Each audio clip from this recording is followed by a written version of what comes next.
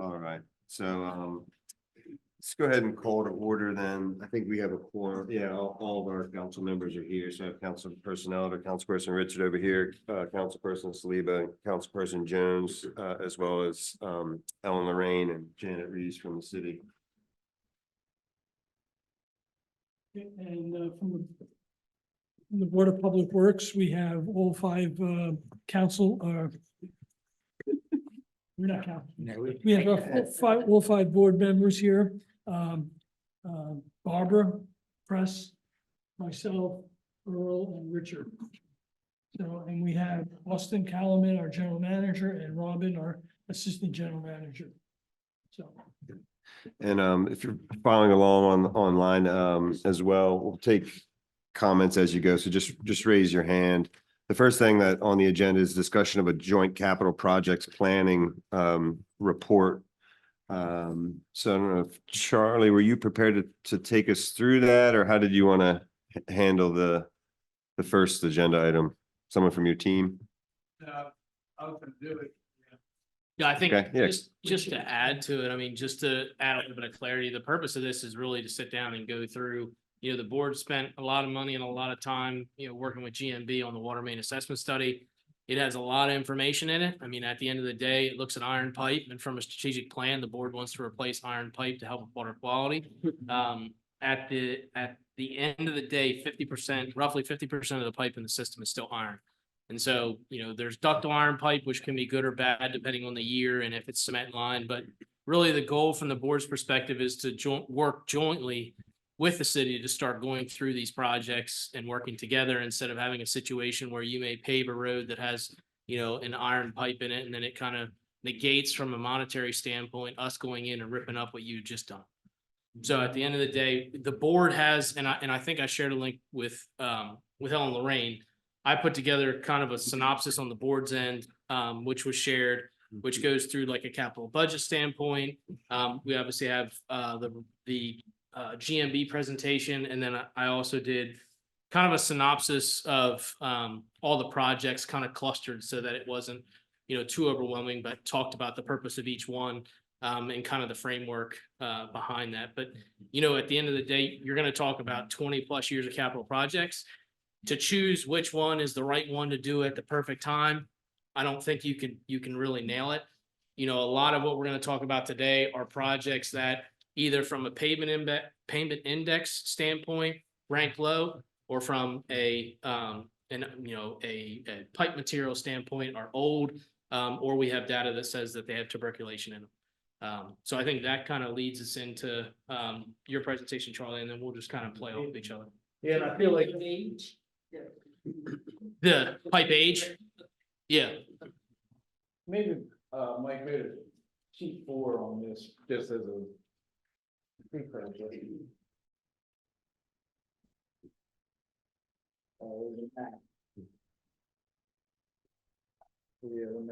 Yeah, so you guys didn't get this in your presentation. I had added in, Ben and I were talking, thought this was a good idea. So all the pipes, this is the board water distribution system here. Every single pipe is on this map. And I can get it, I'll get it to you so you have it. It might be part of what you've given them too, Austin. They do So- have that study. Yeah, all the ones that are in the bright purple are cast iron. All the ones that are in orange are ductile iron. And then in later colors, kind of the late violet is that's all PVC. And you can hardly see it. There's a little bit of green that's HDPE. Those are newer pipes, PVC and HDPE. So when we got together last week in planning for this meeting, we thought it would be a good idea to take all those streets that are cast iron or ductile iron out of the street inventory modeling analysis that city council especially is aware of, that we have that tool now. So as part of that, GMB is able to filter out all those streets so it doesn't go into the algorithm and it won't address those streets. So we did that, and that's what you have in front of us now, back to page 1 after the title sheet.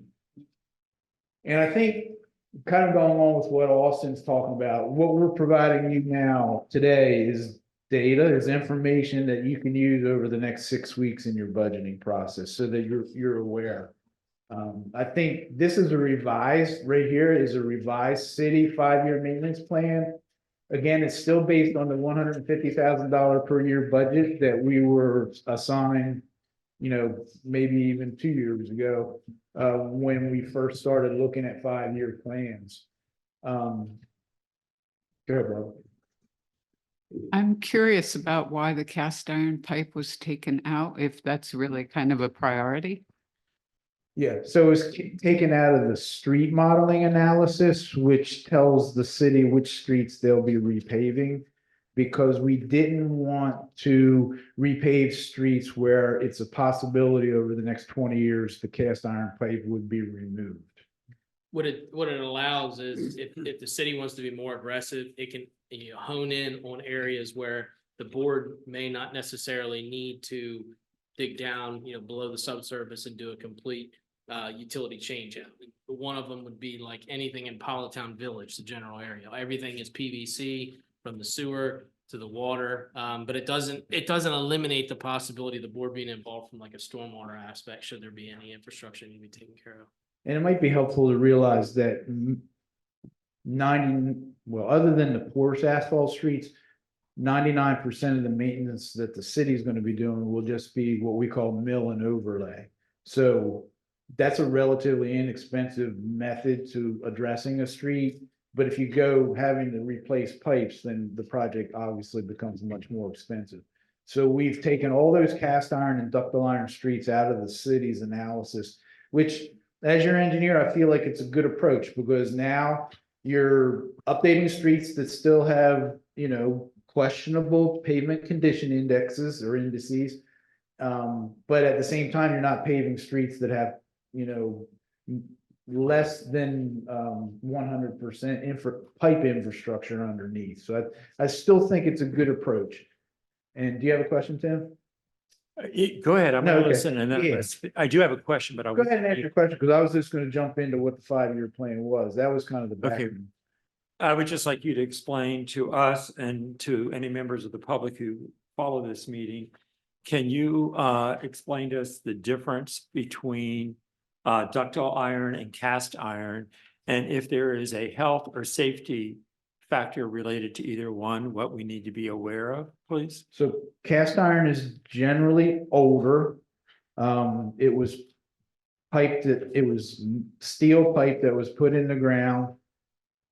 Anytime pretty much in the Lewes timeframe from 1900 to 1960. So number one, it's old pipe, still in the ground. Obviously, it's cast iron pipe, so it's stayed functional for a really long time, but it's Right. reaching the end of its useful life. Right. I wouldn't say that there's any health issues associated with it, but there can be some issues with what we call tuberculation on the inside of the pipe that creates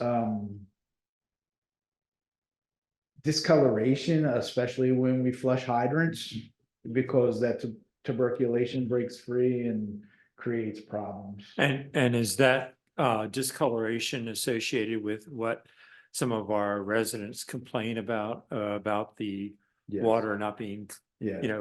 clear? but Yes. Now, colored? discoloration is not an issue on an everyday basis. I think we might have one or two dead end streets that occasionally have problems, but when we flush hydrants and change the flow patterns inside the distribution system, that becomes a problem where the tubercles and any other corrosion on the inside of those cast iron pipes breaks free and creates those kinds of problems. And that's the reason why you hydrant flush too. 2 times a year Exactly. flushes out from the Exactly. inside all the way to the out. And All that right. goes on top of monthly, bi-monthly testing, depending on the time of year for the state.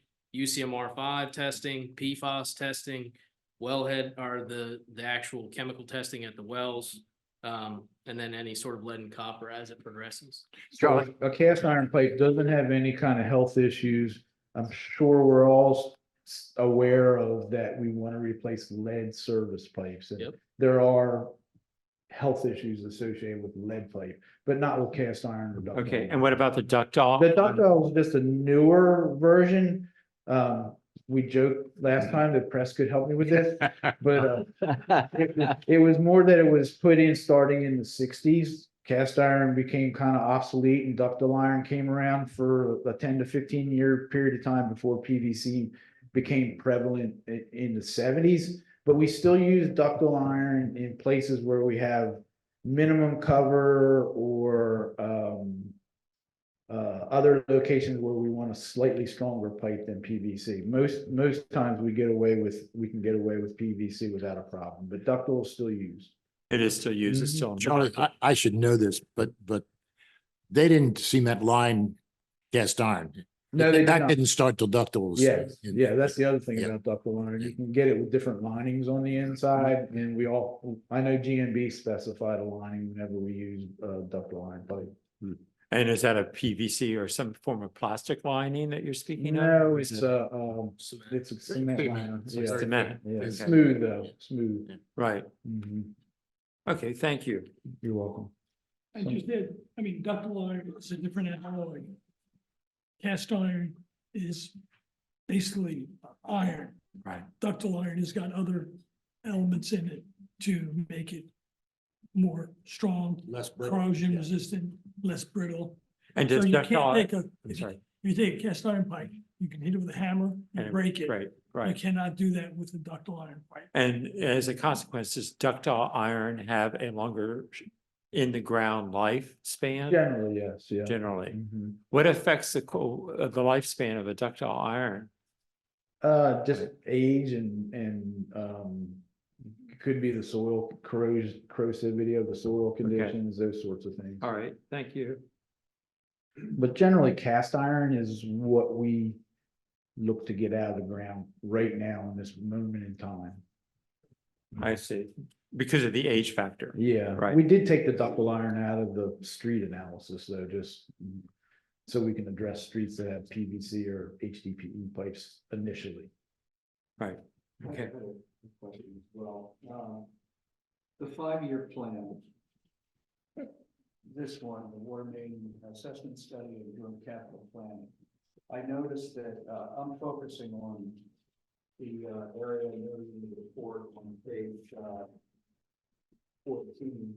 And the area where welcome ended up in Clark and Open Bay Avenue areas. And I just wondered, is that area that first subdivision area going to get a priority? That seems to be one of the real areas of demand. Yeah, so, and we're kind of foreshadowing ourselves. So one of the projects that we sat down and really wanted to hone in on, and it's really kind of the forecasting of what we want to see in the future, is that we focus a lot from the board's perspective in Del Dot right of ways. And it's not to say that we're gonna, shy away from it, because we all know Kings Highway, the roundabout project that's coming down the pipeline, but we don't want to, make a decision on the in-city portion, and I call it in-city, but when you physically become inside the city, like right there at stations, we don't want to make any decision there if we don't know what's going to happen before it. Sure. And that's why you'll see 4th Street as being one of the top projects on this list. 4th Street is a great project in our eyes because we can benchmark ourselves by replacing all the way to Savannah to Burton. We know when you get to Burton, it's PVC. When on Savannah, you have a brand new ductile iron pipe. I think it was 2000, it was a MadCore project, right? 15, yeah. 2015. So that project right there, you can go from one side, 4th, right there at Savannah, all the way to Burton, and you can see the condition of every pipe as you go along there. And then you can prioritize your replacement. If you want to do Park, if you want to do Market, if you want to do Painter, then you get to see and prioritize based off that. So basically, it's better to put the main pipe down forward first. Because if we didn't, we'd be working with older pipes. Yeah, you still have a main lead. It's the same concept as Politown Road, to be honest with you. Politown Road stopped just beyond the right of way line. Once you got to each one of the side streets, Harbor View, Hornkill, Rodney, Cary. Yeah, Joe said to add on to that, Joe, similar to what you're just saying, when we do 4th Street, we're gonna make side street connections beyond the 4th Street right away. Right. So that when we do, say, Painter Avenue, we don't need to get back out into 4th Street, we just pick up where we left off on Painter. And then while this stuff is going on, second part of my question is, is there any way we can have the gas utilities added during that time when the streets are open and the names and all that will be included? I think there's a piece of coordination, but that goes both ways. And I'll say that, lightly, is that if we have a capital project that say we have slated and we make that utility aware of it, at the end of the day, we can tell them as much, you take a horse to the water, you can't make them drink. But if it makes sense for them to do it and there's a coordination aspect to it, by all means, why wouldn't you? So once we get this together, we could actually send in this document and say, hey, this is our plan for the. Oh, yeah, I mean, you can look at that map that Charlie had up and you're talking, and honest to God, you're talking 20 to 40 years to do that. That is, when you talk Cedar and you talk all those side streets, that is multi-year, $15+ million to do that one project.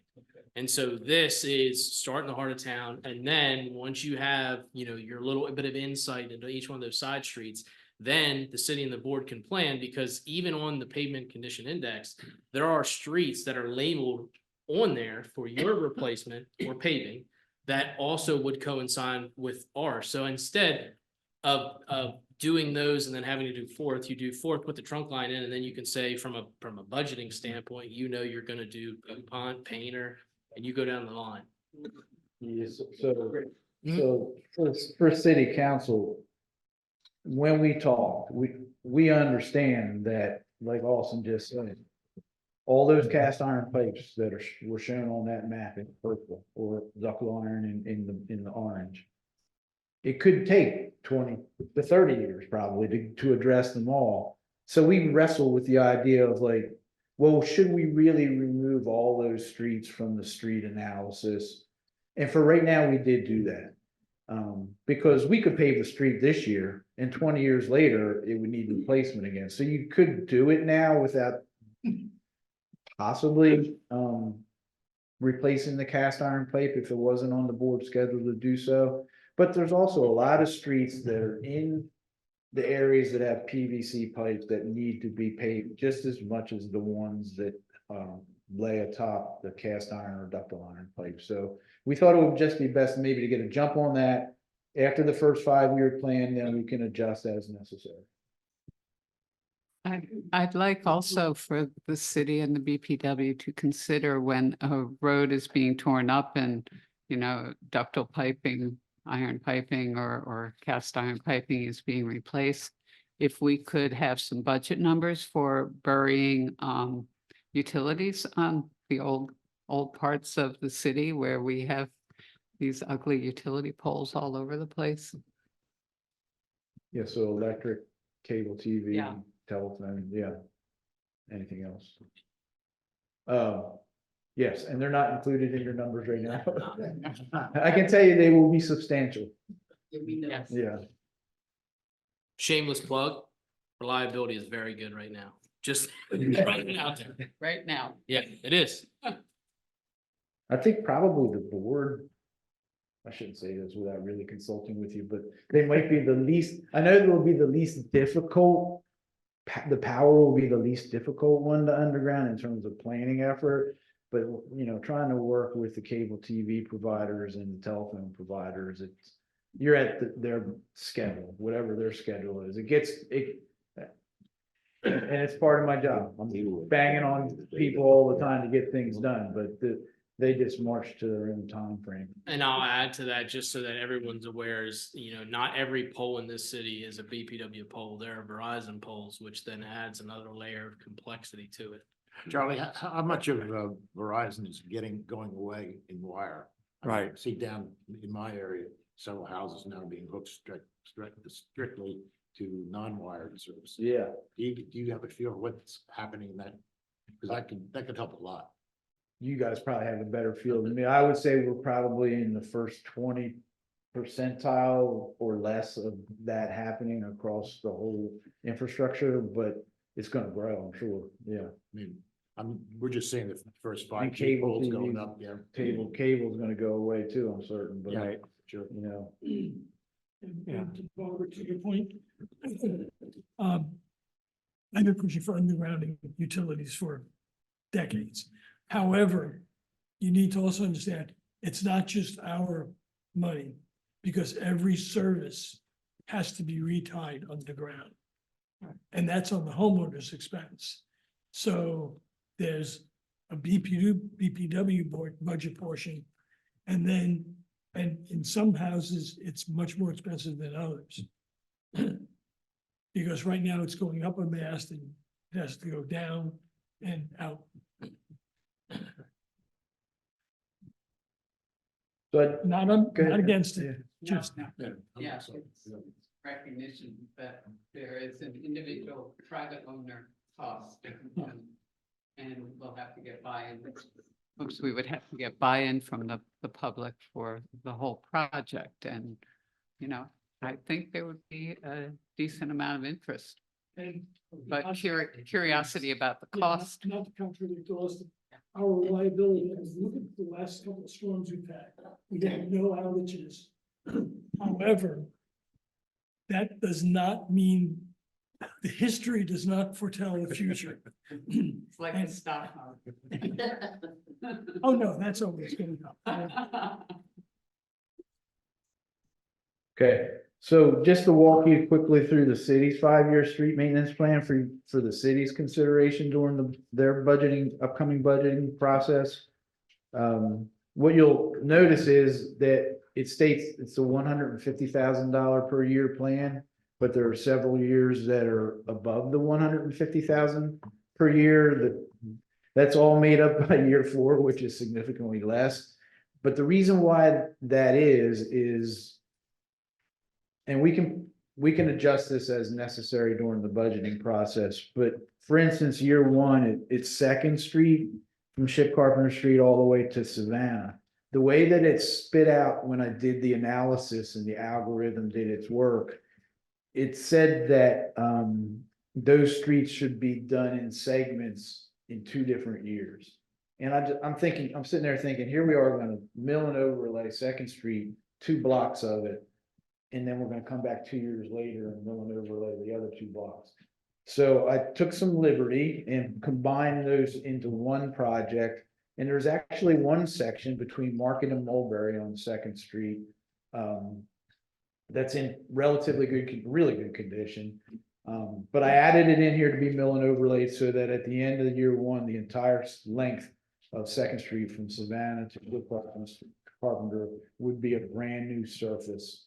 Again, we can adjust that as necessary during the budgeting process. Can you take a minute, Charlie, please, and describe to us what your process was for establishing the priorities?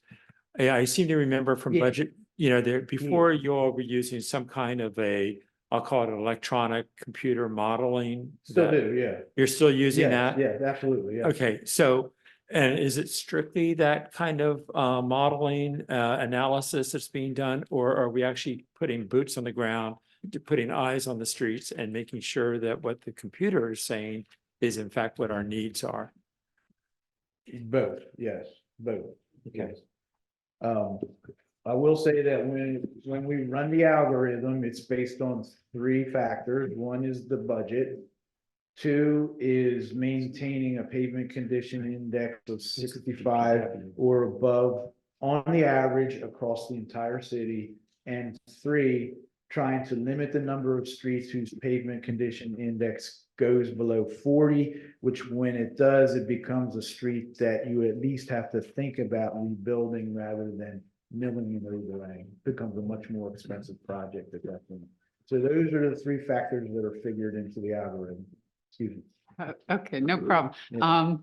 I wondered if there was anything built into the algorithm about considering where porous pavement might be appropriate. The existing porous asphalt streets are in the analysis, but not potential porous asphalt. That would be a subjective item that, I'd probably bring up if necessary, if I thought it was necessary. Like a street like Second Street, I certainly would not recommend porous asphalt because porous asphalt's not a surface you want to put where there's heavy traffic. Well, the other thing about, excuse me for interrupting. Yeah. But on Second Street, we have stormwater management assets there. Hey, already did. Yeah, I think the benefit of using using it would be in the areas where we don't have adequate or any stormwater Absolutely. management. That's why we've Right. used it primarily on the beach side. Yeah. Right, Mhm. Charles, but, yeah, go ahead.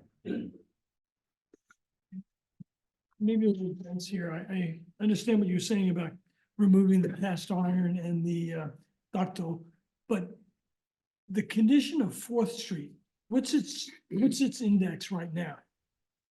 It's not on the list here. It runs in the forties and low fifties. So, That, and it's not, And is that this document, Yes. this document Yes. here? it's not in the 5-year budget. It's a separate project. These are just street mill and overlay projects yeah, that the Okay. city can get done where they don't have any worries about a pipe underneath the ground being replaced. Okay, now I got you, because I know it's on our plan. Yeah, we're getting there. And, This is the small stuff compared to what we're getting to. okay, Okay. never mind. So Austin, this list here, you vetted for Yeah, underneath it. Projects that might be under those streets already. You've already gone through that process. I did have a couple questions for Okay. Charlie, like for Chestnut and I think Schley.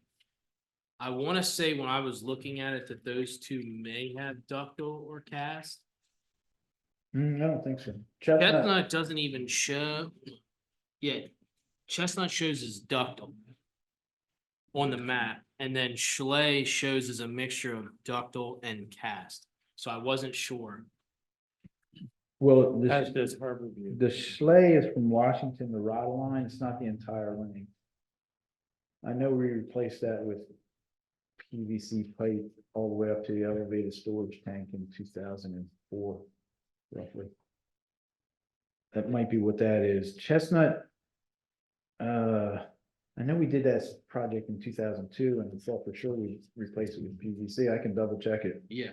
Cause I would have filtered that out if it were still ductile iron. If you can check those, Yeah. that'd be good.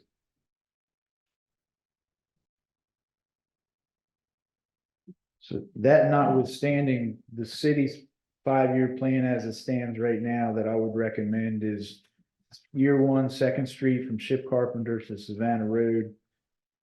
It's $152,000 project, construction and engineering through construction. Year two, Franklin Avenue from Kings Highway to the end, which the end being the bike trail, and then also that year Chestnut Street 4th to 3rd. That's $160,000 project. You see the numbers in front of you, the breakdown in terms of construction and engineering. Year three, Ocean View Boulevard, not the entire length, but from Bluebird Court to Duchess Court, which is redlined in the photo right beside the list, so you can see it a little bit clearer, the extent of that work. That's a $170,000 project. That was one that was, those streets were spread out over a couple years, and I combined it into one so that when that year three project is done, it would be one continuous new street from Bluebird to Duchess Court. Again, we can talk about that. Schley Avenue from Washington to Rodeline is a $75,000 project, so that'll be a relatively inexpensive year 4. And then year 5 is a combination of 3rd Street in front of City Hall, Kings Highway to Rodeline Avenue, Mulberry Street from Mall Alley to 4th Street, so it's the south side of 4th Street, and then from 3rd Street to 2nd Street. So that part from 3rd Street to 4th Street is not being addressed as part of that year 5. So it's just 2 relatively small segments, and that's $152,000. So Schley Avenue, given all the truck traffic and the condition of that, you really think a mill and overlay? Yeah, it's already got the base. We put the base in when we replaced that with that 16-inch main in 2004. It seems pretty hot and exhibited. Well, I mean, when I talk about these mill and overlays, factored into these costs is also the occasional patching of like 10 by 10 area or something like that. So it's not, It's not mill and overlay across the entire length. We always have auxiliary costs factored into these. It just, it appeared to me that part of that cause was the foundation work failing. And the weight of the trucks, I mean, there's some Yeah, big trucks coming down. Yeah. it gets a lot. It does, yeah, obviously it does. I mean, we put a big section of stone underneath there when we did that project. So, And Char, go ahead. so if I'm understanding this right. This 5-year project is just for mill and overlay paving. Yes, There'll be no pipe replacement. on No. this. no, So we've got a list of all of these pipes that need to be replaced. Is that going to be going on concurrently with this? Or is that after this is all done, then year 6, you start replacing pipes? No, concurrently. It's concurrent. concurrent to the extent that it gets budgeted that way, yeah, and I have no control over that part of it for those joint projects, because they're big dollar tickets. Charlie, I have a question with respect to these, the 5-year plan. Yes. If, for example, council decided not to exercise your recommendation about Second Street, Ship Carpenter Street, Savannah Road, and put that aside, what's our alternative? We don't seem to have choices for each year. So is the understanding that if we don't go with year 1's suggestion, that we tee up year 2 and do Franklin and Chestnut? Is that what Yeah, I was you're gonna have a similar suggesting? question. It's like, Yeah, The way that I've presented it thus far, yes, that would be your options.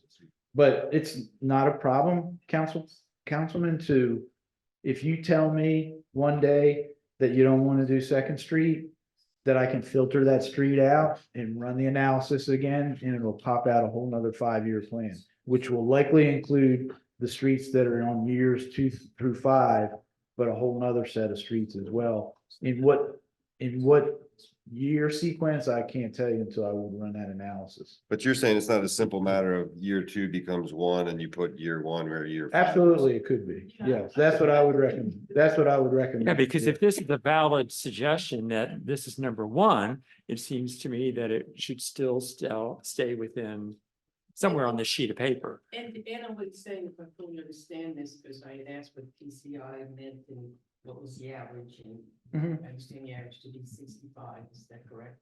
That's what our goal is. We're not there So yet. if I look at that, and of course, it's to add on to what he said, if you're looking at this, you look at PCI is 38, but you have other ones, it's just 60 and whatever that are much higher. Will you go with the lowest ones first in terms of years? Once it makes it onto the plan, yes, because you wouldn't want that low one to get too low that it would require a complete rebuild. Just make sure I understood that. Yeah. Thank you.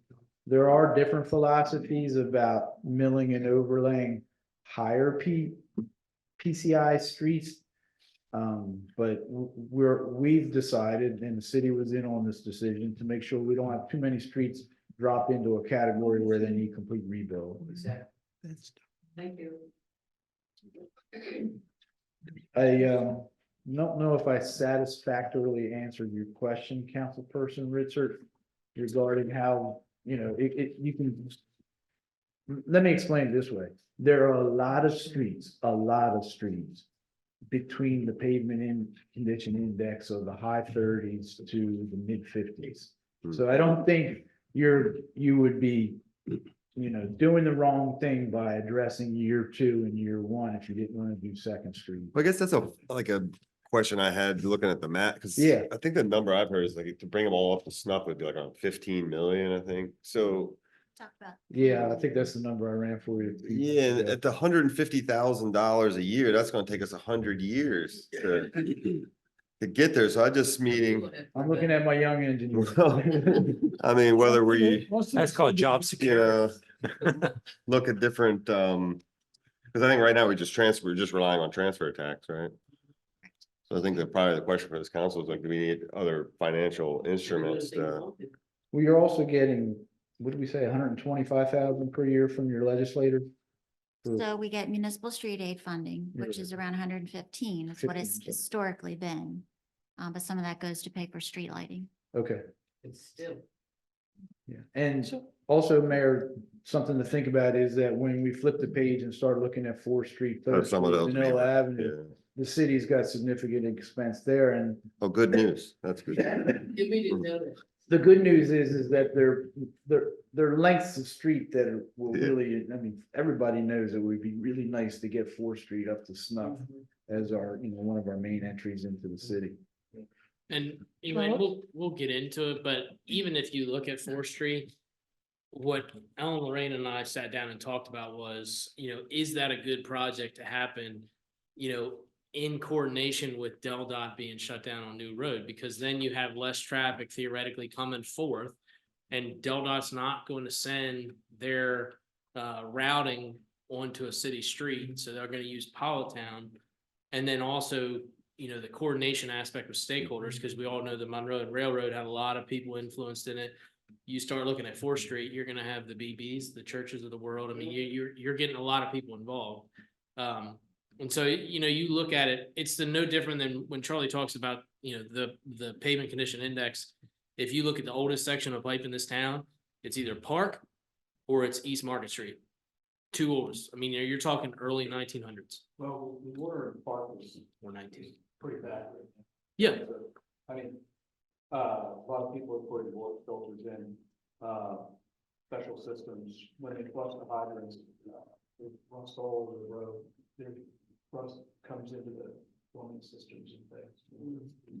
First town of the first state, baby. Yeah. I tell you, I'll say it to the death of me. I mean, it truly is. And it's no different than when you talk about your funding piece, right? You have, $10 million of your funding and at 150,000, it takes you 100 years. You're talking about aggressive, and aggressive comes at a cost, and that cost is borne through rates, or you go get subsidy. And we're looking, and you'll see it. So you'll have actually a representative from the University of Delaware talk about some pieces that we're trying to kind of procure to get some sort of subsidy on some of these projects. But, Fourth Street is it's a massive project like Cedar is. And we know from a funding perspective, the board can go to SRF to get that funded. And should there be an opportunity to partner with the city in that funding piece and have some sort of finance agreement with the city so that the roads get looped in without these guys even discussing it?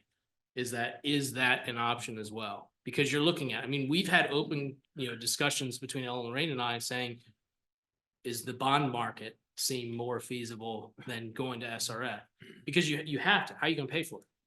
But you have to look at all the opportunities. It's That's something, fiduciary it's something responsibility. that we could look at really closely because, I mean, even done the Smith Mobile Home Park, when we did Savannah Place, those projects were SRF funded for the water and sewer parts of them, but they also paid for the street.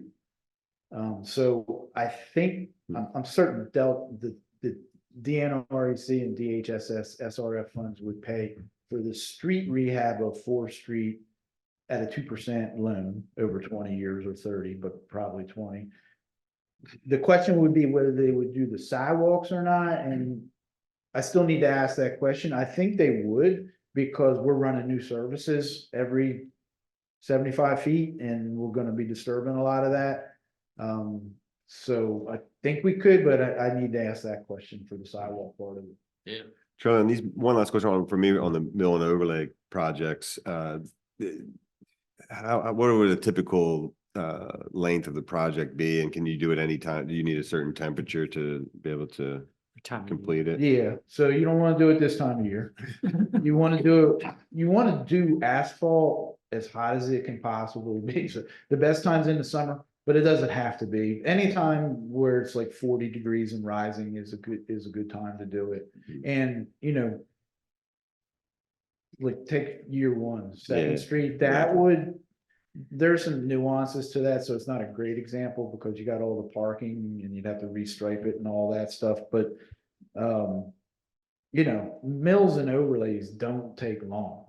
A street like Franklin Avenue would be done in a week. Yeah, So between a week and a month. yeah. So, So Do you have any idea how long ago Second Street was done? Was it done at the same time all the sidewalk work was done? 2006.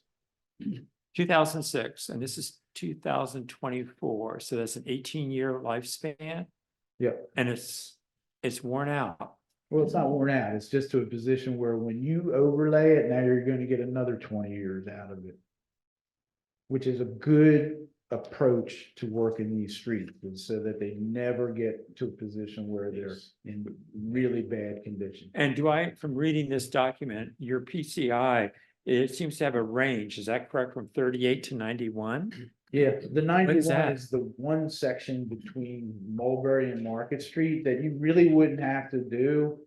And I put that in there because and we can take it out, but I thought that it would be nice to have the entire street repaved with the same surface at one time, but that block, you don't have to.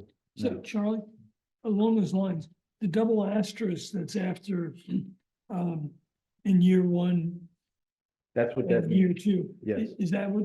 Yeah, that's in I there? actually meant to put a little legend for the double asterisk, but it fell through the crack on me. I was trying to use my decoder ring and I Yeah, couldn't. so, that's true. That's what that is. Market to Mulberry on year one, and then the 71 on Franklin Avenue is the section from Schley Avenue to the bike trail that we were talking about putting in the parking lot. That's a better pavement condition index at 71. It wouldn't necessarily have to be done, but I put it in there so the whole entire street would get done at the same time. And then the 66 on Chestnut is Orr to Third. So when the street model spit out, it said Chestnut Street fourth to Orr, and I added Orr to Third, just so the whole length would be done.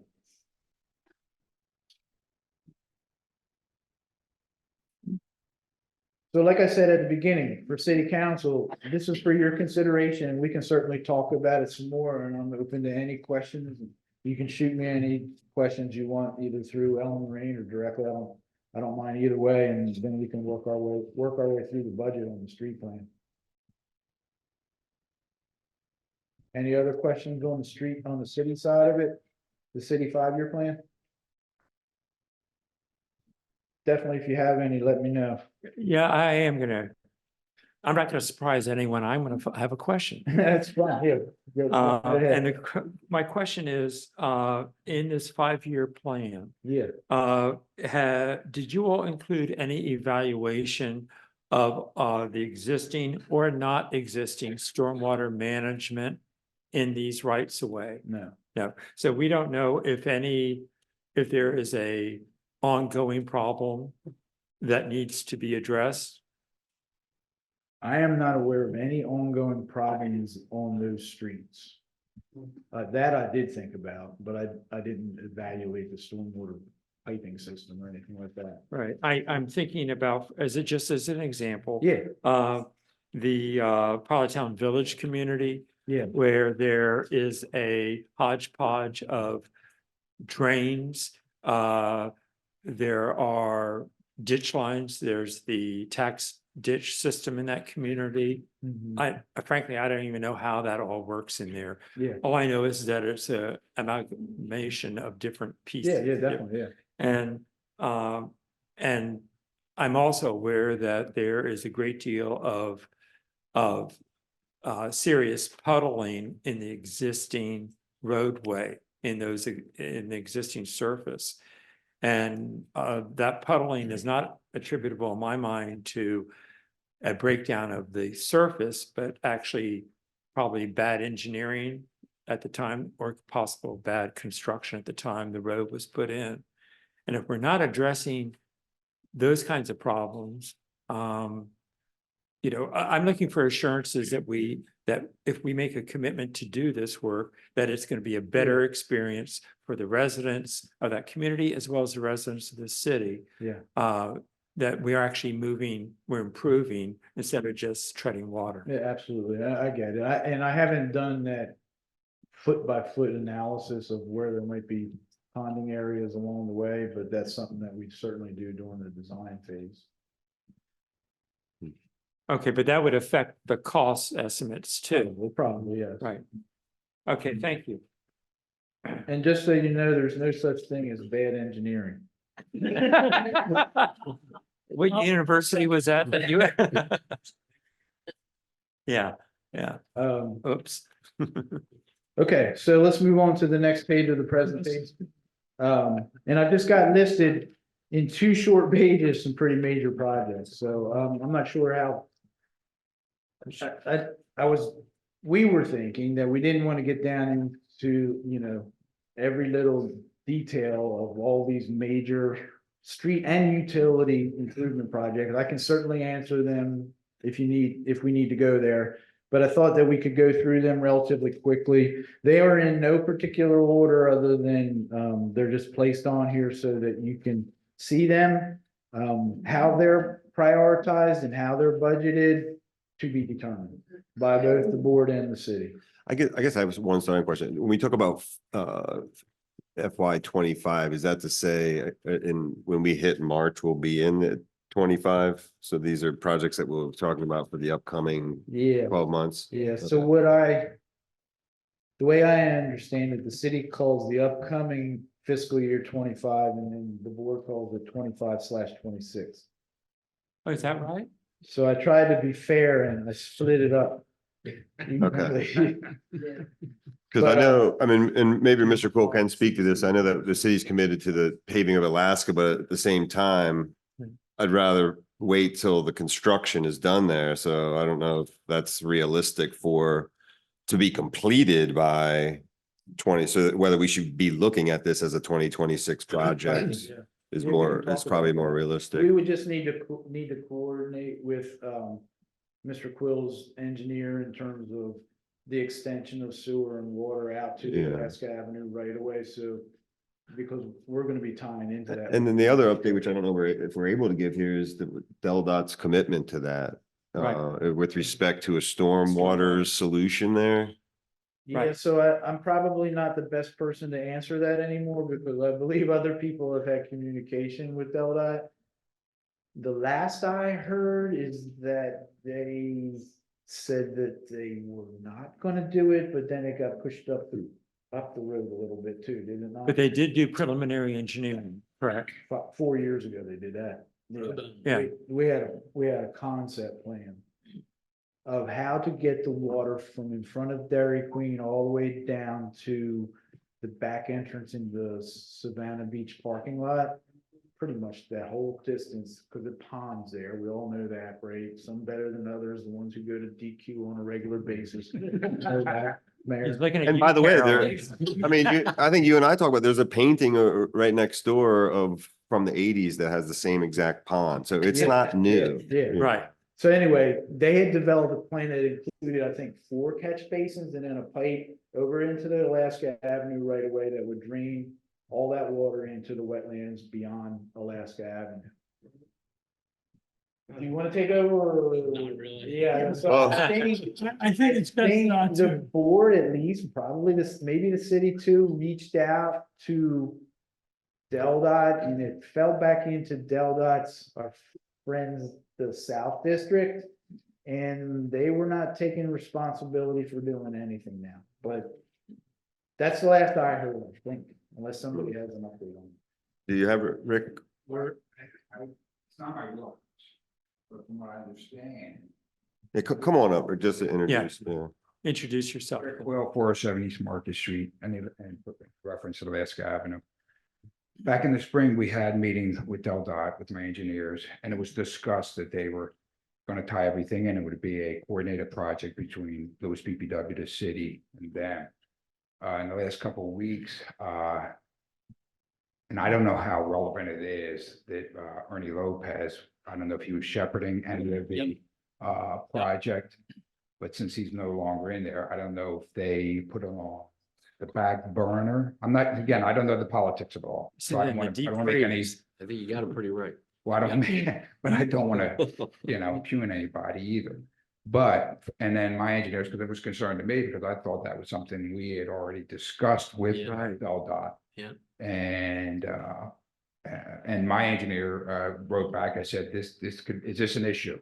Again, this is not my wheelhouse. And he said it isn't because the engineering work we're doing, I guess, and we'll coordinate with you guys, there's such a thing called a lid or something that it's gonna be, we have to establish as developers for when Del Dot wants to tie in across the street, but I don't know anything more than that. I don't believe it's on the drawing board at this point with Del Dot. Is that, are you working with Eric Wall now? Yes, Eric Wall and Alec. I would love to have that conversation with him to see. You want if me to they- tell him to give it? Yeah. Okay, We've actively engaged previous politicians and current, just to Yeah. gain an understanding of how we got to this point. I'll make sure they contact you also Yeah. directly. Okay. Thank you, Rick. Yep. Thank you, Rick. Rick, is there such good thing as bad engineering? Not with this guy. You guys are lucky to have him. We had a nice conversation at the Chinese restaurant. I'm like, I think, no, it was chickens. How was the food? It was good. It's nice when you put the personality with the conversation and, so anyways, good guy. Anyway, the thing is, I'm being self-centered. I have to leave after this, after the last guy, because you guys are all doing important work and appreciate your time.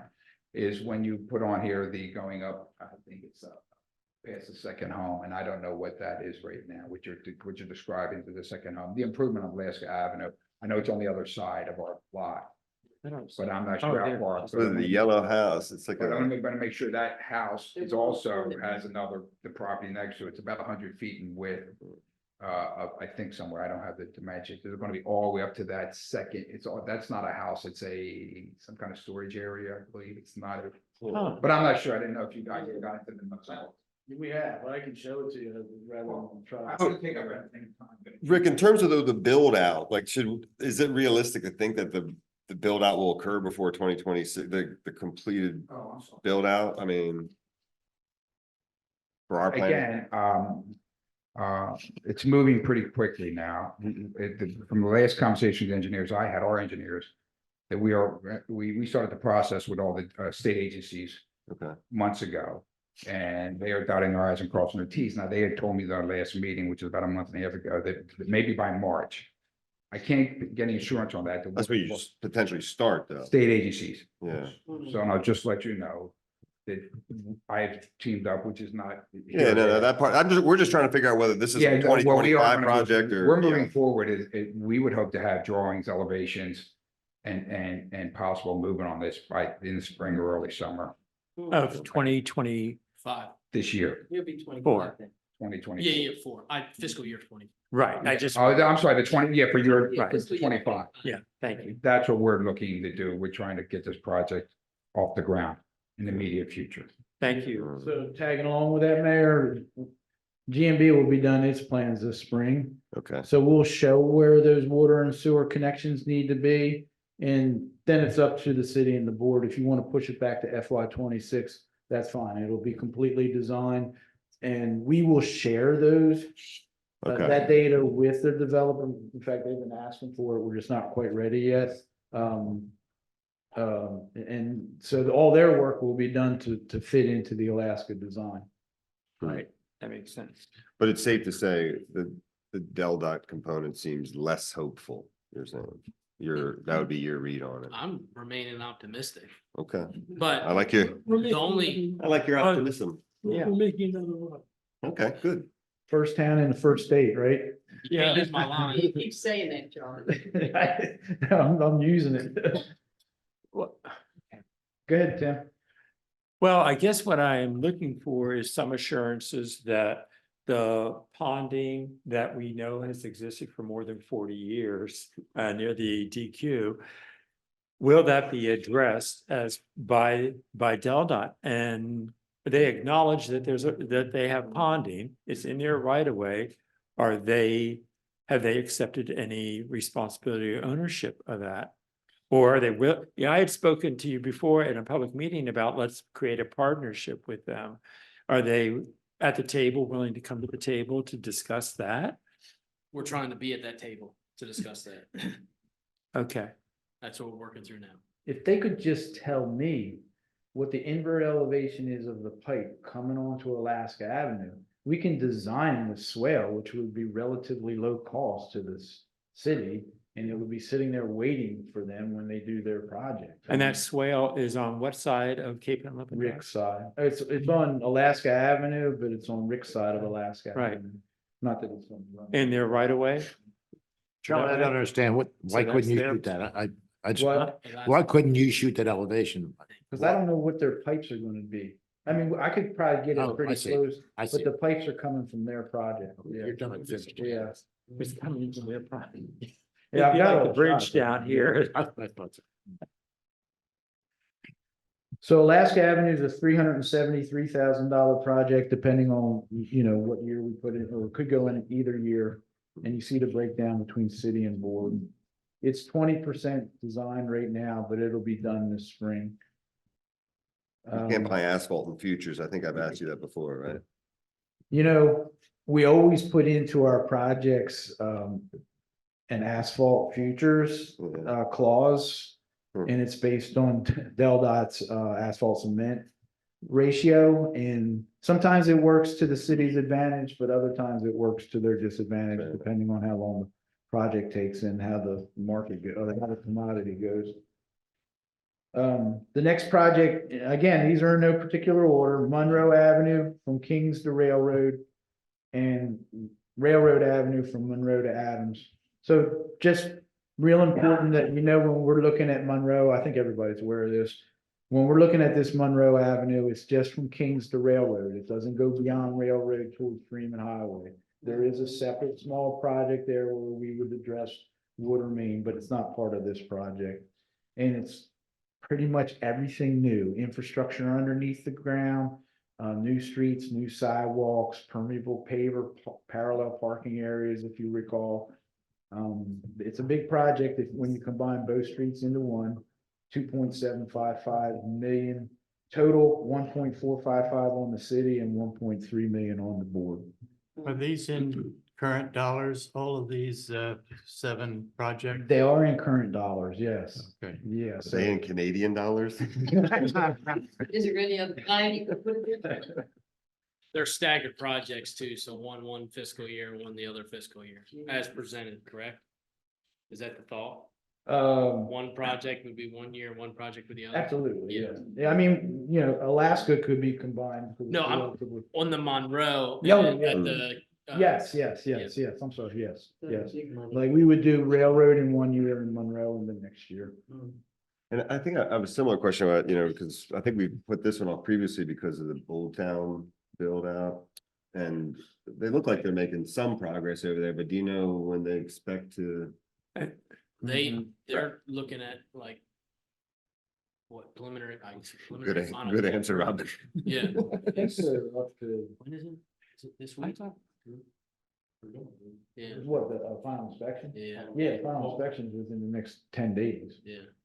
And Just so that you, But like, they're- the utilities, they're- earthwork and all they're that. looking to get the building permits on. They already They already have have built. at least Huge one Well, up. streets have been built, Yeah. cut out and all that. And the first house is being framed right now. Yeah. Yeah, that's what I they mean. got- It looked they like got- they're Moving. I wish I could remember, but they've got like at least 30% of the number of housing and building permits already. if Yeah. not more. Yeah. The only part that's remaining on that project is the water tie-in to Bay Bridge. Bay Breeze. That's tomorrow. And then the final paving associated with that little dead end, that's part of that. That's all that's left. And that little storm drain ditching. It's getting there. On the Monroe Avenue, what Charlie said is there was the discussion of the permeable pavers, and there is Chase Barnes from University of Delaware's online.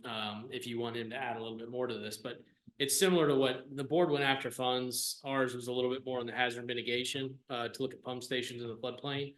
It's relatively the same process. It's just we're looking at permeable pavers and the subgrade infrastructure and seeing if we could go after funding. Ellen Lorraine, is it a 75-25? So it would be funded 75% by the grant, and the other 25% would be made up from general funds. We also talked, and it looks like the city's going to take the lead on that application for the pavers. We already have the one application in on our side, and I think that is probably going to be submitted relatively. I think it's in February. It needs to be done. Chase can confirm it. Yeah, he's worked. GMB had to put a whole bunch of information together. It's all ready. We need to ship it up to him tomorrow morning. And then he'll fill out the application and get it in. And we're actually going after 2 funding sources to increase our chances of getting money. One's brick funding and the other was flood mitigation, I think. Right. And he can explain that more, but it's near about $600,000, 75-25 split. So it would help with the overall cost of that project. And I noticed that you describe it new and line sewer and services.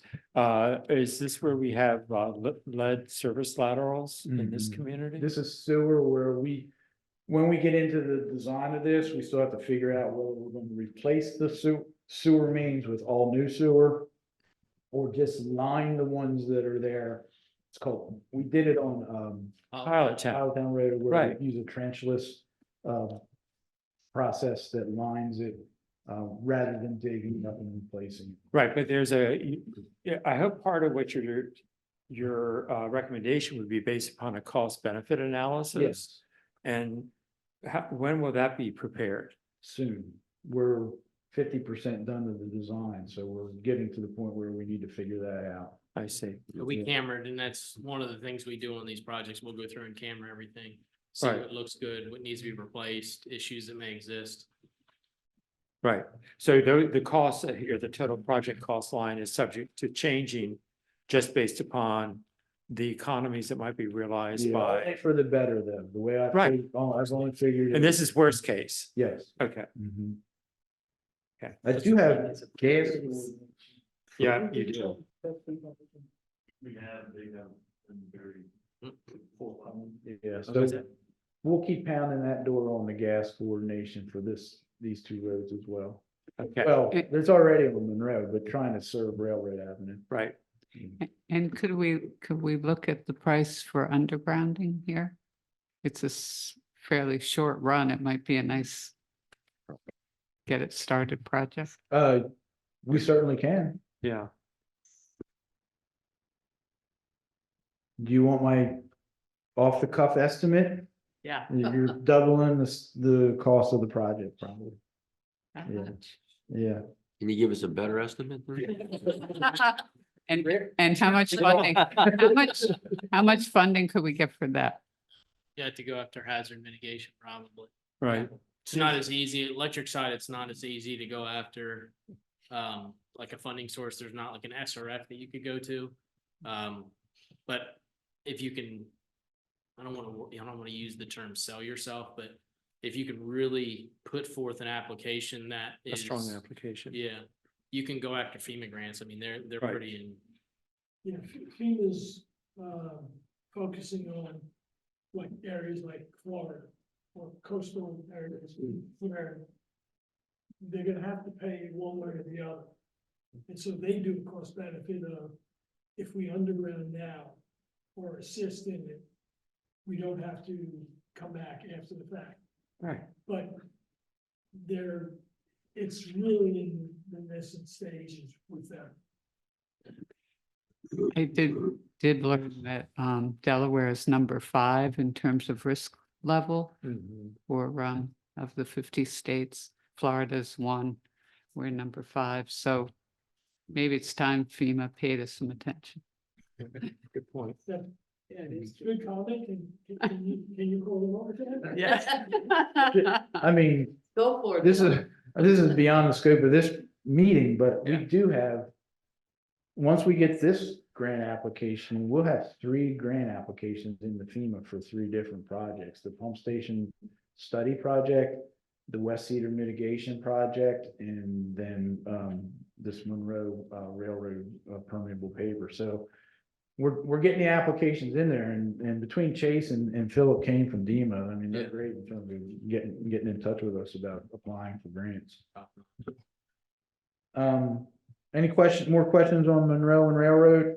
We'll move on to 4th Street, which we've sort of talked about, and Austin mentioned it's from Savannah to Burton. It's a gigantic project. You know, a lot of water main replacement, side street connections, like we talked about, tying in Painter Avenue, et cetera. Replacing and relining the sewer.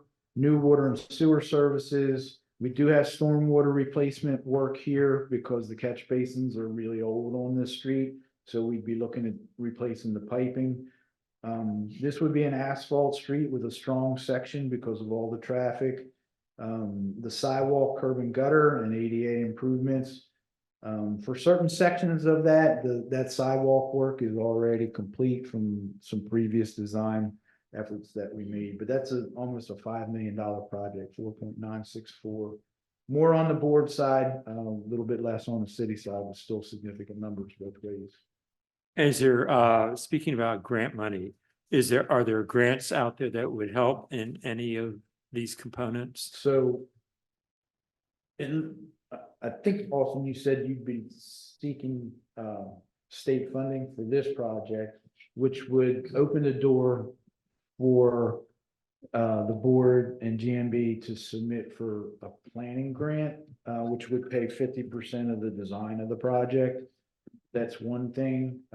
Like we talked about earlier, if we go after funding, it would be a 2%, likely 20-year loan, which isn't grant funding, but it's a low interest loan so that the project costs could be spread out over a long period of time at a low interest rate. We've talked about on the city side, approaching our legislators to try to get as much money as possible. Certainly this would be one that I think you could build an argument that says, look, this is the main thoroughfare in the city of Lewes that provides access to the hospital, Right. schools, et cetera. And so I think that's something. I really do wish that on the city side that there was some source of funding, grant funding that you could get for street work. I mean, it's just, the board has access to money on the utility side, but the city really doesn't have much other than just going to their legislators and trying to get money. How about Unless, the ADA component? Is there money out there for that piece that would, in terms of the ramps? Not just that I'm back aware then? of. No, not that I'm aware of. But you may wouldn't it get, be possible that the 100% of this cost could be covered by the grant mechanisms that are available to the BPW, and then the city could become a partner in the form of recognizing the costs that and the benefits that the city's receiving for its piece. Yep. And simply pay the BPW. Absolutely. That's what we were talking about earlier, where I'm certain that they would pay for the street part of it because the board will have dug up. Right, they have to, Undersea they have to Street. disturb So everything I'm to do certain they this will scope of work. pay for that, probably the gutter too. Right, I'm just not certain about the sidewalk, although I think it's a better than average chance that they would pay for that too because of all this. the service Services. laterals Yeah, you're doing, exactly. right, Yes.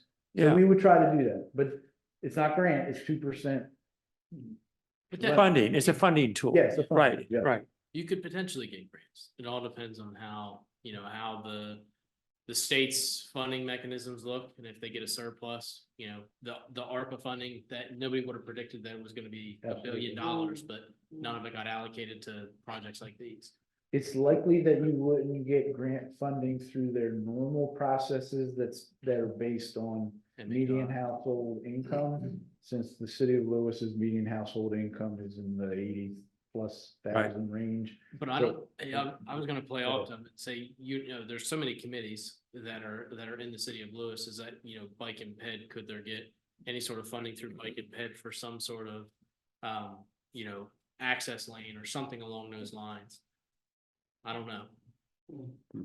Green Well, City funding if could- that's gonna be done, that's gotta be part of the engineering that we, That's why. and that would become, this is a city road, it's not a state road.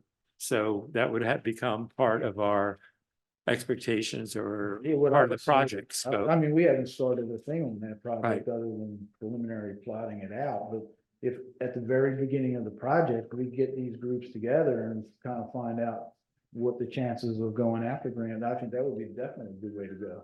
Try to get as much money as possible. I would lean into BB too, because that's a road that they use. Yeah. Absolutely, yeah. extensively. The other thing, while we're on 4th Street, can I just ask the question with respect, you brought it up earlier, Austin, with respect to Canary Creek Bridge, new road closure and Yeah, so yeah. forth.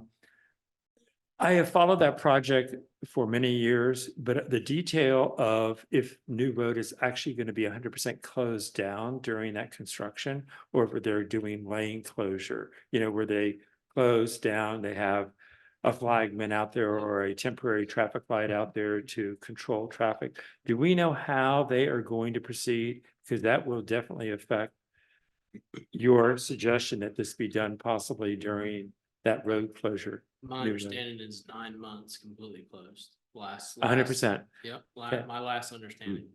Okay, I then would say they've nothing is extended 100%, the, by the way. I'm sorry? Yeah. Nothing is 100%, but that's the last we've heard. Yeah, That's bridge the ain't last there, I don't know we've how heard. you get across. Yeah. Then they've extended the, Some Dukes of Hazzard. the construction period too, because they originally said it was gonna be a 6-month I closure. think that That's the 9-month period was 27, right? Or is that 26? 25, hold on, let me play this out in my head. 25, fall 25 was advanced utility. And fall 26 or spring of 26 was the actual bridge stuff.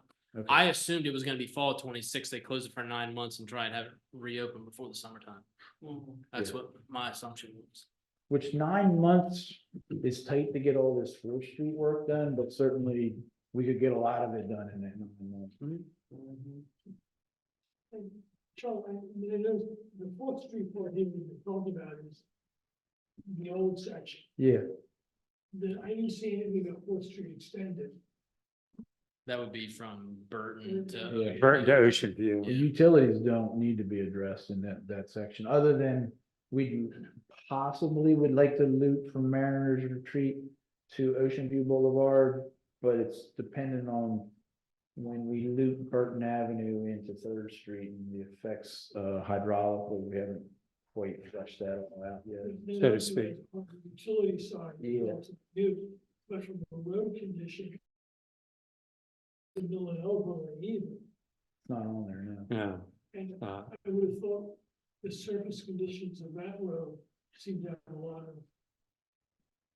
I'm gonna tell you this, at $150,000 per year, you're still gonna have a lot of leftover streets that aren't in great condition, and that's probably where that one falls. And if you go back to Fourth Street extended is, one of the main ways into town. True, that is true, that's a good point, It's yeah, not- yeah. It is not in a very good condition. Noted, that's a good point, yeah. Moving on to the next page, Manila Avenue, between Savannah and Queens Highway is another project that, was prioritized coming out of the water main assessment, study work. It's got all those items in there, asphalt street, there's no existing sidewalk, but there's have to be some. I really don't even have in my mind how this would look at the end of the day around the doctor's office. And Lloyd's. How that pedestrian access would work. We need to coordinate with those entities and figure out what the best way to do that is to improve it.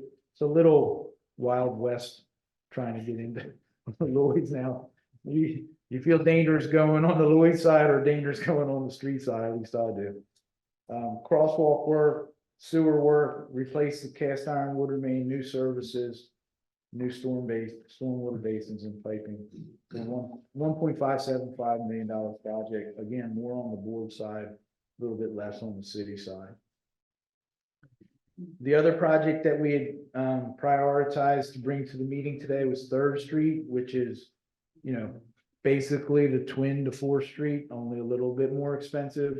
Because it goes all the way from Pilot Town Road, including Queen Anne, all the way out to Savannah Road.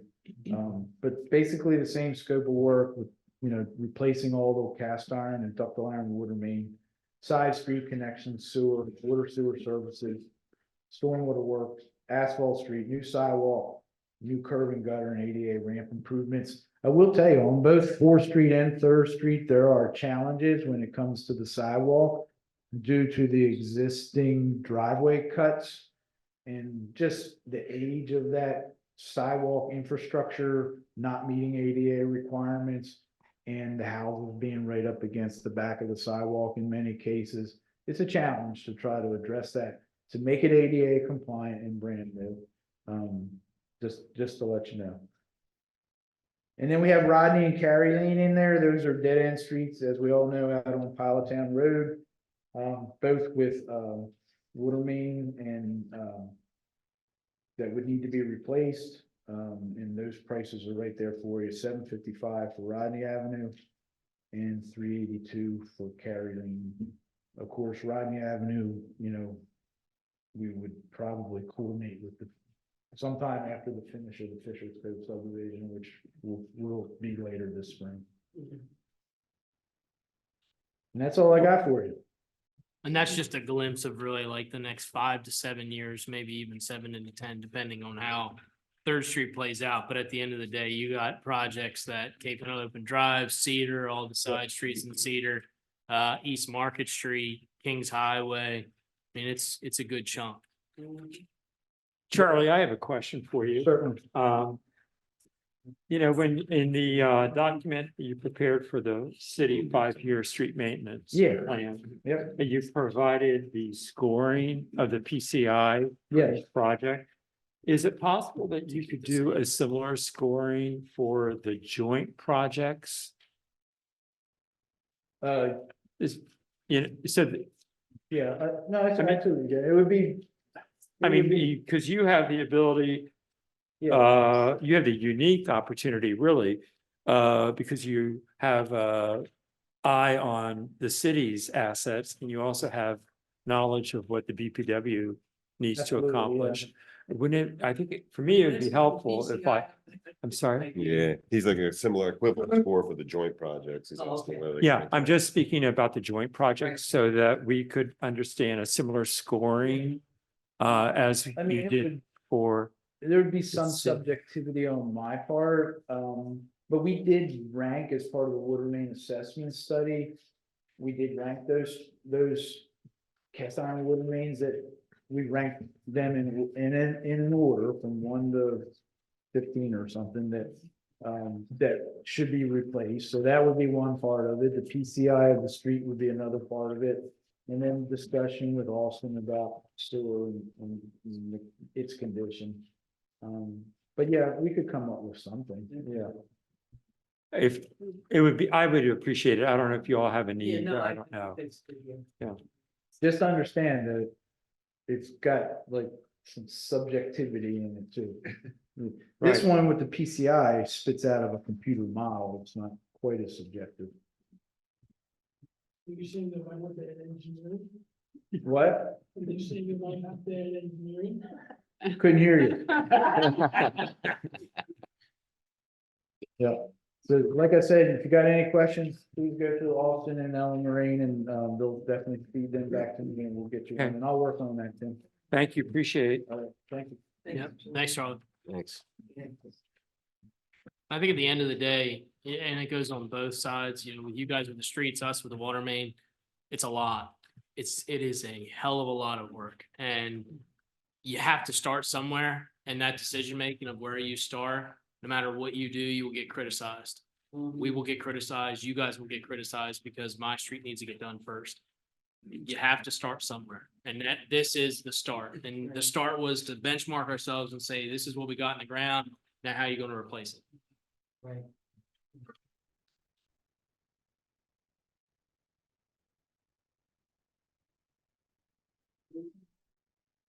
I don't know. Did we summarize pretty much everything?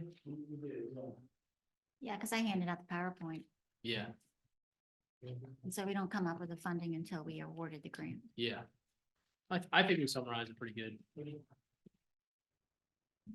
On the choices of the future work, Yep.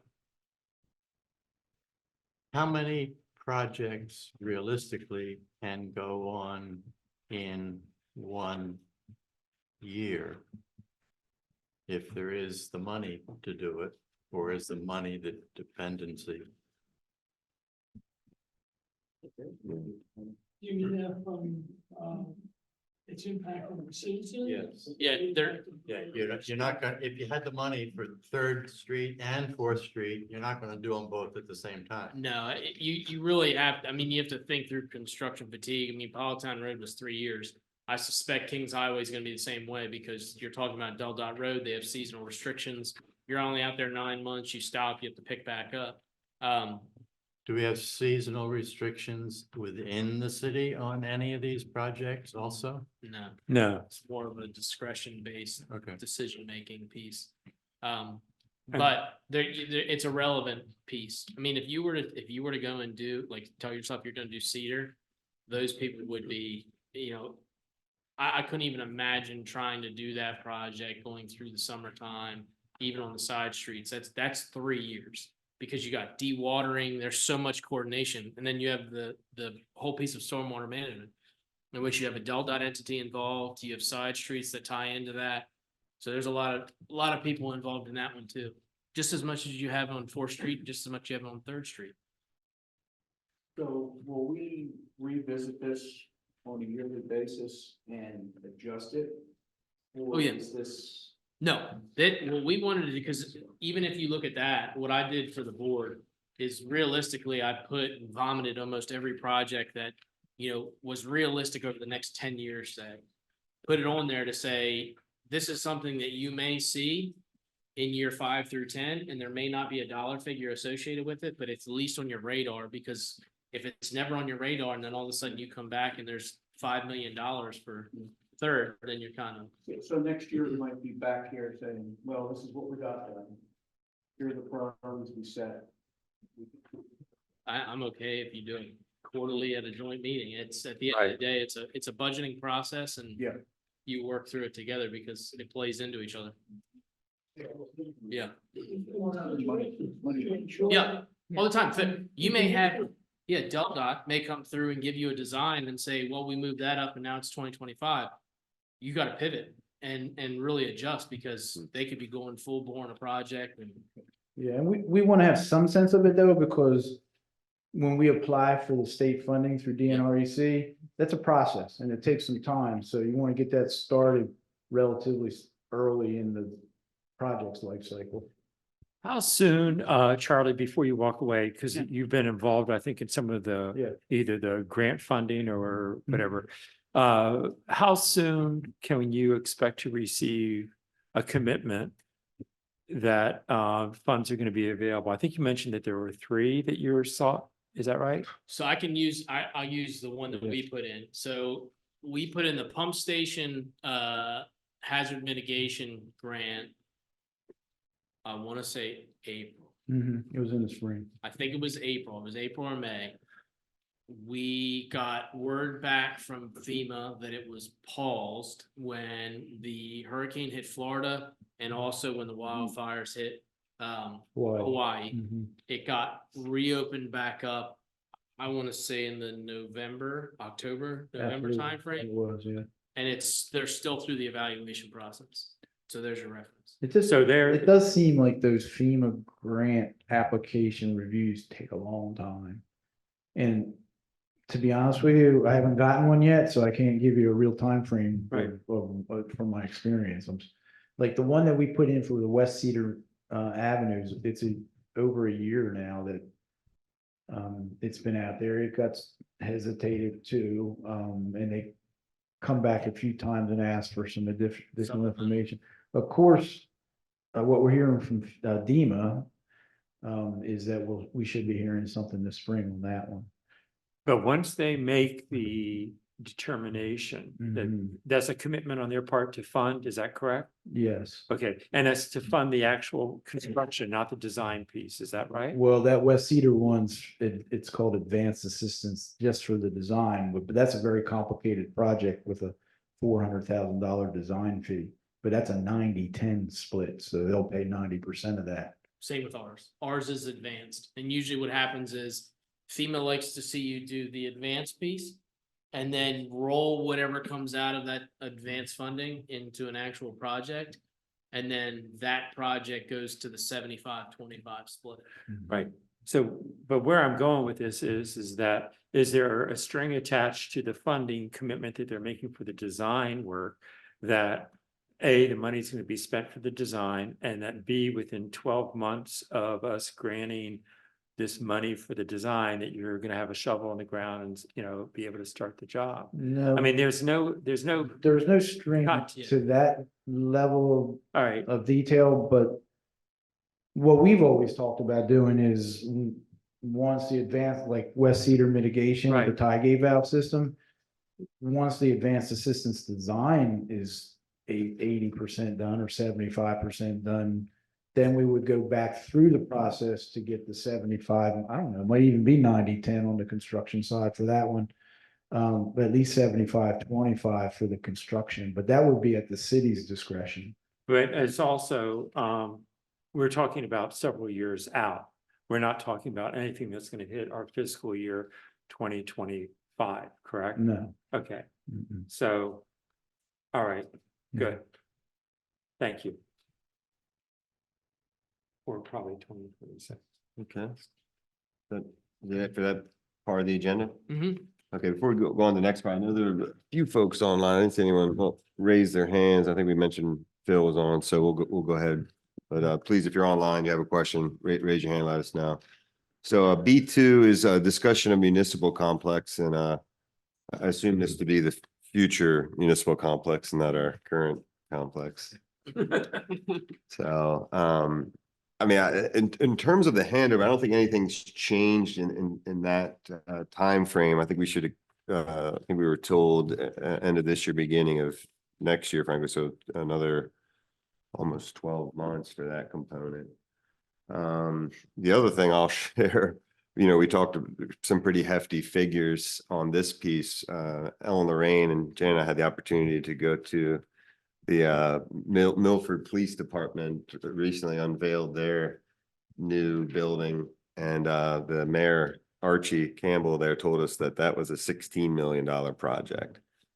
And it's a similar size. I think Ellen Lorraine and I, you know, discussed that. I think for our needs, it would be a similar size building and a similar size piece of space, you know, real estate. So that gives us a, you know, economy of scale there, and we're still a couple of 3 years behind, you know, even sort of as Tim putting construction costs around what that would look like. So I don't know what, you know, I think there might be, you know, some other things to discuss too, in terms of I think last time, you know, it was press that brought this up. I kind of like the idea is that if we were going to, you know, advance on some design work, is almost, you know, maybe put that out for almost like I think, would you describe press like a competition, you know? Yeah, where they have to put some skin in the game and show us their renderings and what their ideas were, to give us an idea of flavor for, you know. You get proposals. Can you mind, just for the public benefit, just swing that mic over here? Now, you'd get proposals from everyone, then cut it down to 3, 4, 5, I don't know, ones that you like them the best, and give them a little bit of seed money to help them with that initial design, because it would be expensive. It would just be a concept. Yeah. And then work it down from there, negotiate with the first listed one or the second, or wherever it goes. And I know the other thing that we discussed in the very nascent stages too, and the residents of Drake Knoll were actually quite happy that the city was able to take control over that property. And we indicated that we might put together like a board, you know, almost like an advisory board of different stakeholders. And, you know, we promised that we would circle back with them and have one of their residents be a part of that. And so, you know, maybe in the coming months, it might make sense to start to formulate that board, you know, and have, you know, members of, maybe we have 1 or 2 members from each of our groups, Right. and start to bring in some, maybe some expertise directly from our own citizenry that might want to sit on that and be part of these, you know, panels. That might be a good next step, because I do think it is important. I did reiterate, I had the Carper was in for just to review what they had done with the beach replenishment. And I know that Khalil's been, you know, in contact with Kate, in regular contact, and just to reiterate that we are, we are vested in that. We do have interest and need for that property. Because I think there's been whispers of, even if it doesn't come the potential that it may not come our way, for whatever reason. So to that end, I don't know, I'm not sure I'm interested in, also including a discussion of a backup plan if this falls through, because I think we've discussed one of the pitches that we made to our delegate was that this really was the need for it rose around. There's not many other options for real estate here. I don't think we're gonna Yeah. get around the fact that if we ever try to take that property and use it for something else, Yeah. we'd be in big trouble. No, Like he was- from the perspective, the feds might take it back for some other purpose for themselves. If- Yeah, if yeah. In fact, we Yeah. didn't use it for the, Yeah. the intended use. I mean, the fact is, it was for a municipal campus, whereas others wanted it for. No, but For other I think what Andrew's saying is that if the feds didn't renege on the agreements Right. and didn't give us the property. Yeah. I don't know how they're gonna do that. It's in law, it's in the law. Yeah, that's what I would, Yeah. that's been my Be expectation. looking at backup plan. I agree with Right. you. Yeah, I don't want to expend, intellectual capital on that exercise of looking at a backup plan at this point because we assume it to be ours, so. I mean, that's what my discussion would be. I think it might be a good step to form, I don't know what you want to call it, a research, focus group or, Right. and maybe start to take ownership of that. Cause I know we all have different subcommittees that we're sitting in. And it might be good to put, again, some citizen manpower behind this idea of vetting. I know that we have some engineers and attorneys and financial people with financial backgrounds and such in our midst. So it might be good to tap into some of that. Andrew, I think this is actually a good idea and I support it. I would even suggest that we would ask, for example, the planning commission to put forward a candidate from their organization, from their committee to serve, on it. And I think maybe even someone from the police department might be useful, Sure. so it may be, sometimes the larger these groups get unwieldy, but I'm afraid this is a big project. And if it's not large enough group and you're not getting different voices, you Right, might. and they can break into smaller subgroups and do their studies, and then come back together. So, there could be benefits. I mean, you're talking about a citizen, we talked about this earlier, Yeah. advisory. Exactly. Right, like I he mean, described, just to have, I mean, I think someone from BPW, from the police Yeah. department, from yeah, the city, and some Right. citizens to And kind of. citizens. lead it, yeah. And then they can that's- start to frame up what press mentioned, which is this group maybe could start to frame up what an RFP might look like. And then we can start to get engineers that are interested in, responding to that. This group maybe could help vet Oh, which, okay, I Well, was thinking that this would be I more of think- a, yeah, kind of a sounding board. Yes. Yeah, that's what group, I think. Not setting up, So much as. Hmm. I think we were gonna do the RFP. Exactly. or a twist on it. Process. Right. right. Yeah, but I think we also need to kind of, on a parallel track, start, exploring the funding piece of this as well. hmm, Bond, if it's gonna be a bond, I mean, that seems like the most likely place to go, but I did talk to Kate Rohr last week. She is Senator Coon's representative in Sussex County. And she's been reaching out to a gentleman we've been dealing with, named Nick Taylor, who works for the 99th Readiness Unit over in Fort Dix. He's kind of the regional guy who is charged with looking at the property, checking for, doing an environmental impact study. Think those things before they make the final transfer. And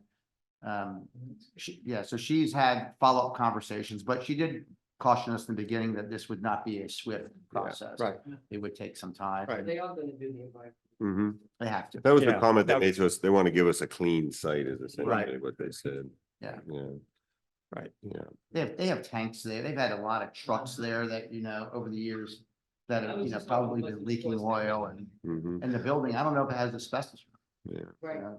To Councilperson Lewes' point, with the funding, one of the things that I've discussed with some is that, co-mingling this as a emergency management site too might be beneficial.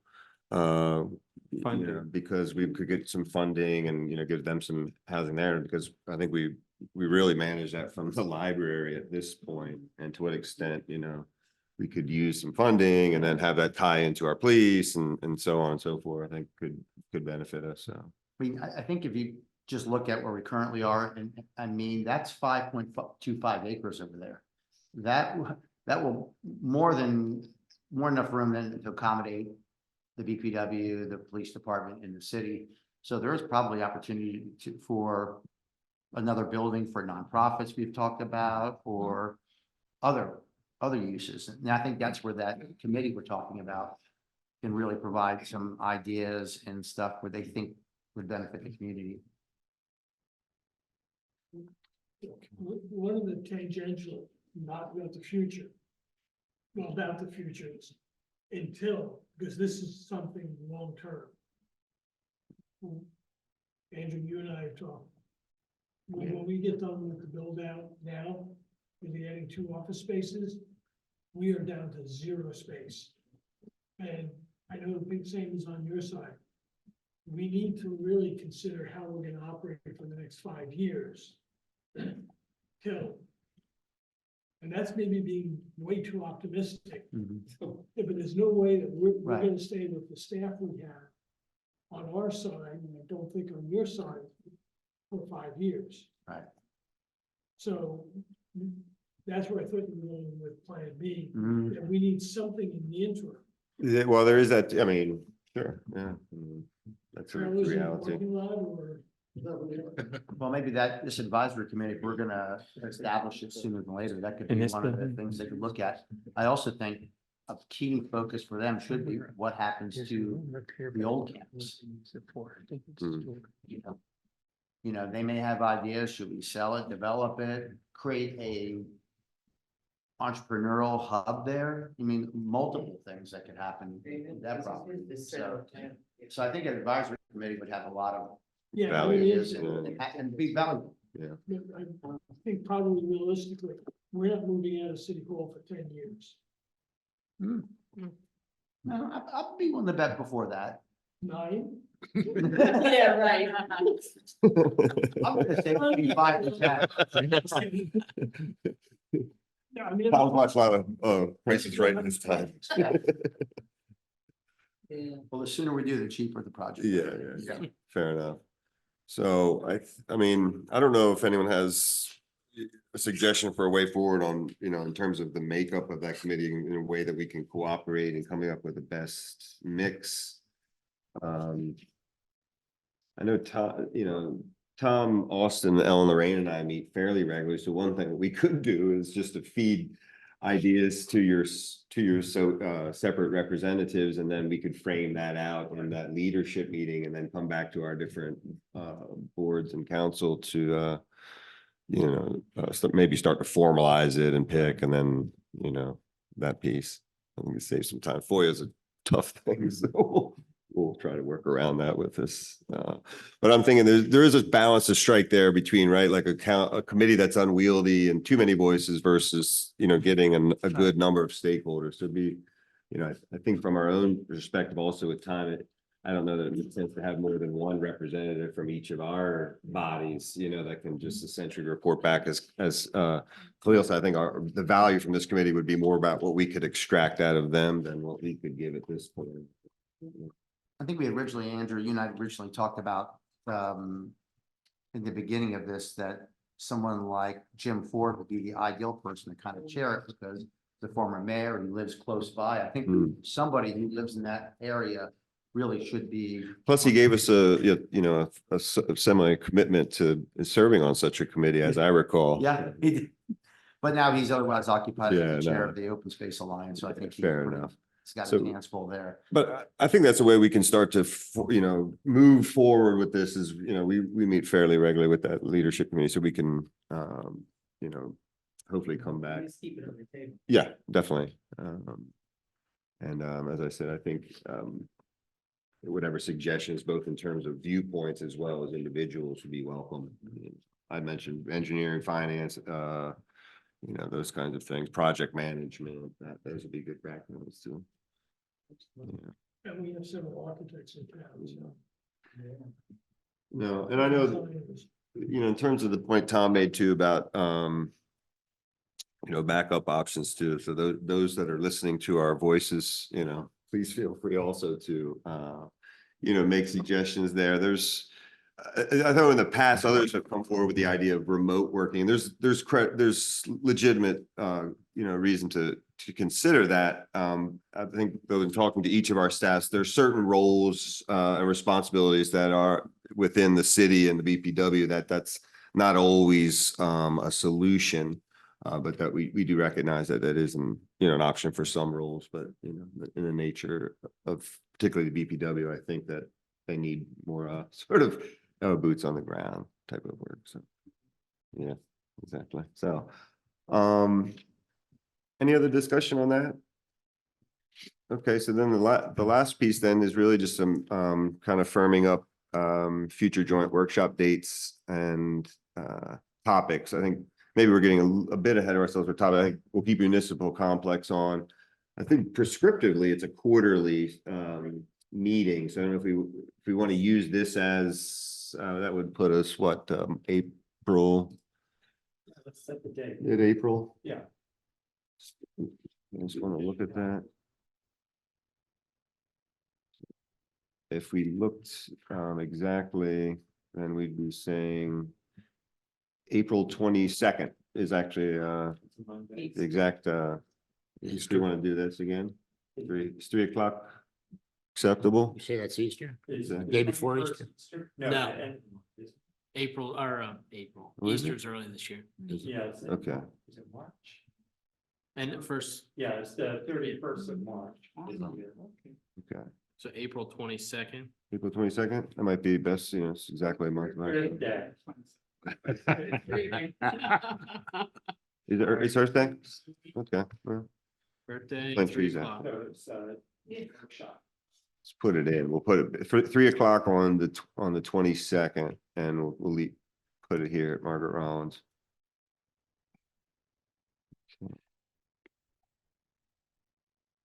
And, Can we throw out ideas for the agenda? Hmm. yeah, and I would say the two that we 22nd. covered today, I would imagine would both be on there because we would have, to Joe's point, it's good to revisit that. We would have each probably gone through our budget cycle, I assume. Mhm. Or at least we will have gone through our budget cycle. So we'll have some things to report out and then again, an update on municipal campus.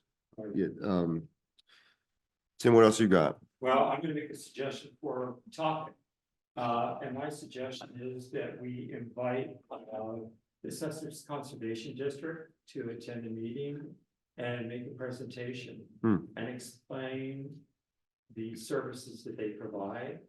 And so that we, as a city, we as the BPW, will better understand our reliance upon them. And that would be my suggestion, that we send an invitation to them and give them a block of time, more than 5 minutes, to make a presentation and then stand for Q&A. Okay, I think it's a good idea. Does anyone object to having SED? Okay. So if we can, looks like my staff's nodding, so we'll try to make them available. 22nd. If we could get them first on the agenda, that way they can make their presentation, just and know that at 3 o'clock. That may be enough. I mean, because that'll probably dovetail into different topics as well, because I assume. Yeah. Development and stormwater management. I don't know. Well, we can do it administratively, but just probably give people updates on the election too. Because we're both, I mean, in theory, we both have people that are up for Yeah. election, whether or not we have an election or not. Good point. And also, do you mind just giving us a quick update on Donisville still rolling along and making good progress Yeah, there? Donovan Smith's still rolling along. Cooper Circle, obviously, that's kind of, I say old news, but Cooper Circle's been hooked up. A lot of what's being done, coming in the main entrance will be Central Avenue. It's deep work. They're putting the backbone in now, and then they'll come back and do services. Still on track for November of 24 to have everything complete. Obviously pushing for sometime sooner than that, but they're working through it. Okay. And then I would just raise the board's attention to the fact that how the LPC has formed a housing subcommittee. And they're gonna be focusing on ADUs, so to what extent there's, interest and, influence there. They're gonna be looking at that. Okay, anything else? I'll call for adjournment on my side then. Do you- Oh, I'm sorry, Bill? You're good? Okay. All right, can I get this motion to adjourn, Martha? Carolyn, Sam, second, all in favor? Aye. All right. A motion to adjourn. Second. For the first goes and the second. Yeah, you're actually.